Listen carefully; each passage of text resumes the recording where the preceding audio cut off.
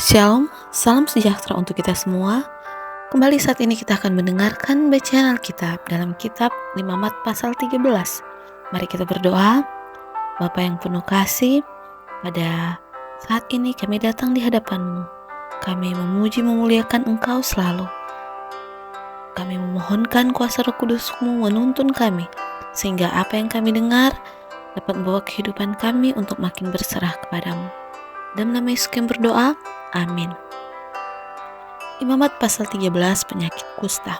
Tuhan berfirman kepada Musa dan Harun, apabila pada kulit badan seorang ada bengkak atau bintil-bintil atau panau yang mungkin menjadi penyakit kusta pada kulitnya, ia harus dibawa kepada Imam Harun atau kepada salah seorang dari antara anak-anaknya, imam-imam itu.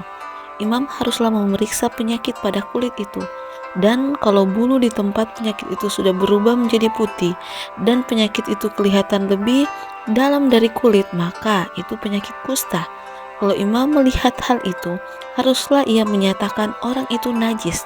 Tetapi jikalau yang ada pada kulitnya itu hanya panau, putih dan tidak kelihatan lebih dalam dari kulit, dan bulunya tidak berubah menjadi putih, imam harus mengurung orang itu 7 hari lamanya. Pada hari yang ketujuh haruslah imam memeriksa dia. Bila menurut penglihatannya penyakit itu masih tetap dan tidak meluas pada kulit, imam harus mengurung 7 hari lagi untuk kedua kalinya.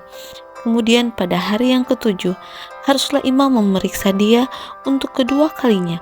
Bila penyakit itu menjadi pudar dan tidak meluas pada kulit, imam harus menyatakan dia tahir. Itu hanya bintil-bintil. Orang itu harus mencuci pakaiannya dan ia menjadi tahir.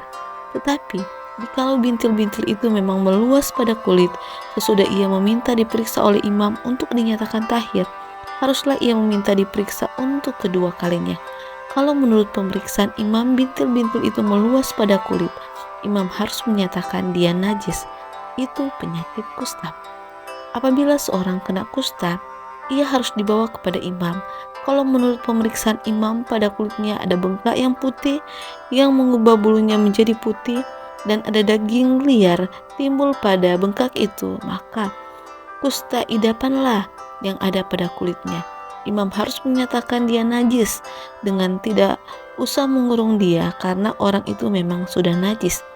Jikalau kusta itu timbul di mana-mana pada kulit sehingga menutupi seluruh kulit orang sakit itu, dari kepala sampai kakinya, seberapa dapat dilihat oleh imam, dan kalau menurut pemeriksaannya kusta itu menutupi seluruh tubuh orang itu, maka ia haruslah dinyatakan tahir oleh imam. Ia seluruhnya telah berubah menjadi putih, jadi ia tahir. Tetapi pada waktu ada tampak daging liar padanya, najislah ia. Kalau daging liar itu dilihat oleh imam, ia harus menyatakan orang itu najis, karena daging liar itu najis dan itu penyakit kusta. Atau apabila daging liar itu susut dan berubah menjadi putih, haruslah orang itu datang kepada imam. Kalau menurut pemeriksaannya penyakit itu telah berubah menjadi putih, haruslah imam menyatakan orang itu tahir. Memang ia tahir. Apabila pada kulit seseorang ada bara yang telah sembuh, tetapi di tempat bara itu timbul bengkak yang putih atau panau yang putih kemerah-merahan, haruslah orang itu minta diperiksa oleh imam. Kalau menurut pemeriksaan panau itu kelihatan lebih dalam daripada kulit dan bulunya telah berubah menjadi putih, maka imam harus menyatakan orang itu najis, karena penyakit kustalah yang timbul di dalam bara itu. Tetapi jikalau panau itu diperiksa oleh imam dan ternyata tidak ada bulu putih padanya dan tidak lebih dalam daripada kulit, malahan pudar, imam harus mengurung orang itu 7 hari lamanya. Dan jikalau panau itu memang meluas pada kulit, imam harus menyatakan dia najis. Itu penyakit kusta.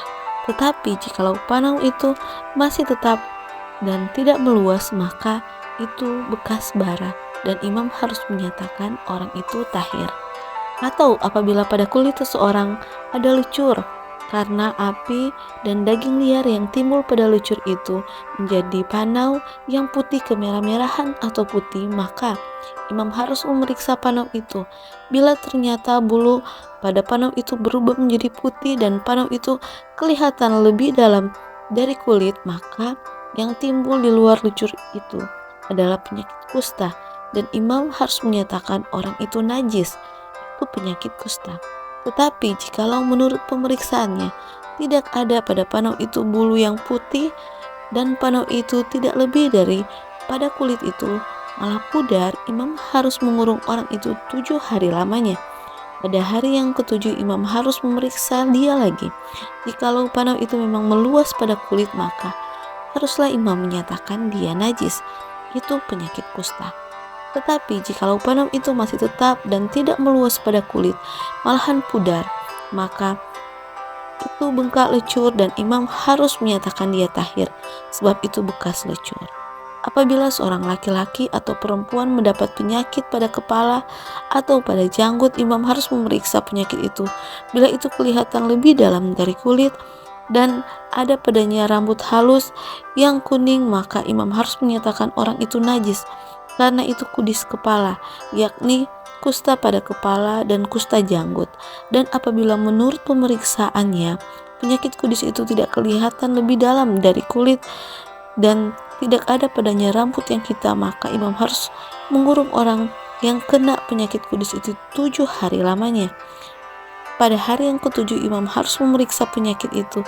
Bila ternyata kudis itu tidak meluas dan tidak ada rambut yang kuning padanya, dan kudis itu tidak kelihatan lebih dalam dari kulit, maka orang itu harus bercukur, hanya tempat kudis itu tidak boleh dicukurnya. Lalu imam harus mengurung orang yang kena kudis itu untuk kedua kalinya 7 hari lagi. Dan kemudian pada hari yang ketujuh imam harus memeriksa lagi kudis itu. Bila ternyata kudis itu tidak meluas pada kulit dan tidak kelihatan lebih dalam dari kulit, maka imam harus menyatakan orang itu tahir, dan ia harus mencuci pakaiannya dan ia menjadi tahir. Tetapi jikalau kudis itu memang meluas pada kulit sesudah ia dinyatakan tahir dan menurut pemeriksaan imam kudis itu meluas pada kulit, maka imam tidak usah lagi mencari rambut yang kuning, memang orang itu najis. Tetapi jikalau menurut penglihatan imam kudis itu masih tetap dan tidak ada rambut hitam tumbuh pada kudis itu, maka kudis itu sudah sembuh dan orang itu tahir, dan imam harus menyatakan dia tahir. Apabila pada kulit seorang laki-laki atau perempuan ada panau-panau, yakni panau-panau yang putih, imam harus melakukan pemeriksaan. Bila ternyata pada kulitnya ada panau-panau pudar dan putih, maka hanya kuraplah yang timbul pada kulitnya dan orang itu tahir. Apabila rambut kepala seorang laki-laki meluruh dan ia hanya menjadi botak, ia tahir. Jikalau rambutnya meluruh pada sebelah mukanya dan ia menjadi botak sebelah depan, ia tahir. Tetapi apabila pada kepala yang botak itu sebelah atas atau sebelah depan ada penyakit yang putih kemerah-merahan, maka penyakit kustalah yang timbul pada bagian kepala yang botak itu. Lalu imam harus memeriksa dia. Bila ternyata bahwa bengkak pada bagian kepala yang botak itu putih kemerah-merahan dan kelihatannya seperti kusta pada kulit, maka orang itu sakit kusta dan ia najis, dan imam harus menyatakan dia najis karena penyakit yang di kepalanya itu. Orang yang sakit kusta harus berpakaian yang cabik-cabik, rambutnya terurai, dan lagi ia harus memutih mukanya sambil berseru, najis, najis. Selama ia kena penyakit itu, dia tetap najis. Memang ia najis. Ia harus tinggal terasing di luar perkemahan. Itulah tempat kediamannya. Apabila pada pakaian ada tanda kusta pada pakaian bulu domba atau pakaian lenan, entah pada benang lungsing atau benang pakannya, entah pada kulit atau pada suatu barang kulit, kalau tanda pada barang-barang itu sudah kemerah-merahan warnanya, maka itu kusta. Itu harus diperiksakan kepada imam. Kalau tanda itu telah diperiksa oleh imam, ia harus mengasingkan yang mempunyai tanda itu 7 hari lamanya. Pada hari yang ketujuh ia harus memeriksa tanda itu lagi. Apabila tanda itu meluas pada pakaian atau benang lunsing atau benang pakan atau pada kulit, entah untuk barang apapun kulit itu dipakai, maka itu adalah kusta yang jahat sekali dan barang itu najis. Ia harus membakar barang-barang yang mempunyai tanda itu, karena itu kusta yang jahat sekali. Barang-barang itu harus dibakar habis. Tetapi jikalau menurut pemeriksaan imam tanda itu tidak meluas pada barang-barang itu, maka imam harus memberitakan orang mencuci barang yang mempunyai tanda itu. Lalu dia harus mengasingkannya 7 hari lagi untuk kedua kalinya. Kemudian sesudah barang itu dicuci, imam harus memeriksa tanda itu lagi. Bila ternyata rupa tanda itu tidak berubah, biarpun itu tidak meluas, maka barang itu najis, dan engkau harus membakarnya habis, karena tanda itu semakin mendalam pada sebelah belakang atau sebelah muka. Dan jikalau menurut pemeriksaan imam, tanda itu menjadi pudar sesudah dicuci, maka ia harus mengoyahkannya dari barang-barang itu. Tetapi jikalau tanda itu tampak pula pada barang-barang itu, maka itu kusta yang sedang timbul. Barang yang mempunyai tanda itu haruslah kau bakar habis. Tapi barang-barang yang telah kau cuci sehingga tanda itu lenyap daripadanya haruslah dicuci untuk kedua kalinya, barulah menjadi tahir.